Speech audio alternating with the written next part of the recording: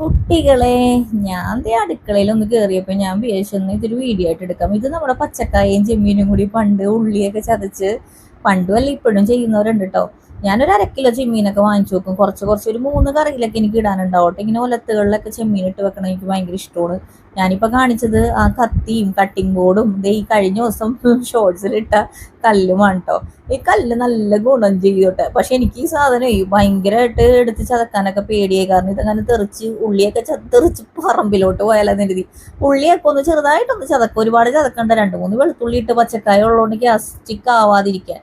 എന്നിട്ട് എന്ത് ചെയ്ത് നമ്മൾ ഈ കല്ല് വെക്കുമ്പോഴേ ഒരു മാറ്റ് പോലത്തെ മേടിച്ചാൽ മതി. ഈ മാറ്റിൻ്റെയൊക്കെ ഈ ഉപയോഗിക്കുന്ന സാധനങ്ങളുടെ ലിങ്കൊക്കെ ഉണ്ടെങ്കിൽ സ്ക്രീനിൽ ഇട്ടേക്കട്ടെ. മാറ്റിനൊന്നും അധികം വിലയില്ല.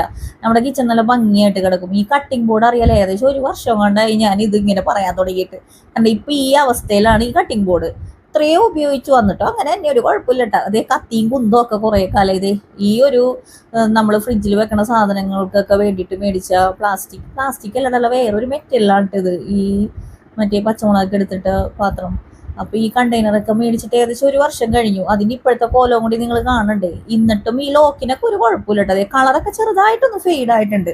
അപ്പം ഞാൻ പിരിച്ച് കുറച്ചും കൂടി അങ്ങനെ ഓടട്ടെ, എന്നിട്ട് നമുക്ക് വാങ്ങിക്കാം. ഇങ്ങനെ ലോക്ക് ചെയ്യുന്നുണ്ട്, അല്ലാതെ ചുമ്മാ ഇങ്ങനെ അടച്ചു വെക്കണ. ഇതൊരു നല്ല കട്ടിയുള്ള പ്ലാസ്റ്റിക് ആണ്. ഇതിലൊക്കെ വേപ്പിലൊക്കെ ദേ കുറേ നാളായിട്ട് വേപ്പിലിരിക്കാൻ തുടങ്ങിയിട്ട് വന്നിട്ട് കുഴപ്പമില്ല കേട്ടോ, വാടാതെയൊക്കെ ഇരിക്കുന്നുണ്ട്. അപ്പോൾ നമുക്ക് എന്ത് ചെയ്യണം, ഈ സാധനമൊക്കെ നമുക്ക് ഫ്രിഡ്ജിൽ സൂക്ഷിക്കാനോ അല്ലെങ്കിൽ പുറത്തെന്തെങ്കിലും സാധനങ്ങളൊക്കെ സൂക്ഷിക്കുന്നുണ്ടെങ്കിൽ അതിലൊക്കെ അടച്ചു വെക്കാം കേട്ടോ. എൻ്റെ വീട്ടിലെ കോലമാണ്.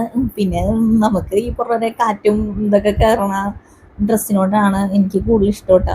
മാക്സിമം തുണി കുറക്കാൻ പറ്റി അത്രയും തുണി കുറച്ച് അത്രയും സന്തോഷമുള്ള ഒരാളാണ് ഞാൻ. അപ്പോൾ വൈദമായി പറഞ്ഞു വന്നത്, നമുക്ക് ഈ ചതച്ച ഉള്ളിയൊക്കെ എടുക്കാം. ഭയങ്കര സിമ്പിളാണ് കേട്ടോ ഈ ഇങ്ങനത്തെ ഒലത്ത്.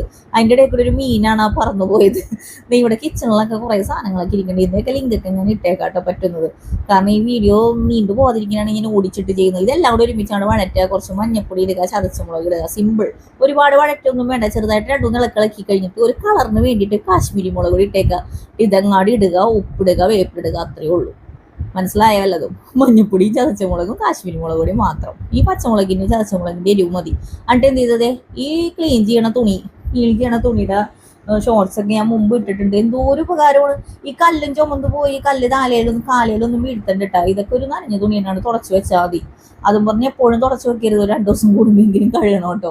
ഈ തുണി എനിക്ക് ഭയങ്കര ഉപകാരപ്പെട്ടിട്ടുണ്ട് കേട്ടോ. എനിക്ക് തോന്നുന്നത് ഇതിപ്പോൾ എത്ര വട്ടമായിരുന്നാവോ കഴുകി ഉപയോഗിക്കണത്. എന്നാലും ഞാൻ പറയുന്നത് 2-3 മാസമൊക്കെ ഉപയോഗിച്ചാൽ കേട്ടോ. അത് കഴിഞ്ഞാൽ നിങ്ങൾ പുതിയത് വാങ്ങിക്കട്ടെ. ഇത് നമ്മുടെ പുറകിലെ ബാക്ക് സൈഡൊക്കെ ഇനി കാണുന്നത് പൈനാപ്പിൾ വൈൻ ഉണ്ടാക്കി വെക്കണ കുറച്ചുണ്ടാക്കിയുള്ളത്, അതിൻ്റെ ബാക്കിയാണത്. ഇത് നമ്മുടെ പുകക്കണ സാധനവും കത്തിയും കുന്തും കുറുവടിയൊക്കെ അവിടെ ഇരിക്കേണ്ടത്. ഇതെല്ലാം എടുത്ത് വെക്കണം.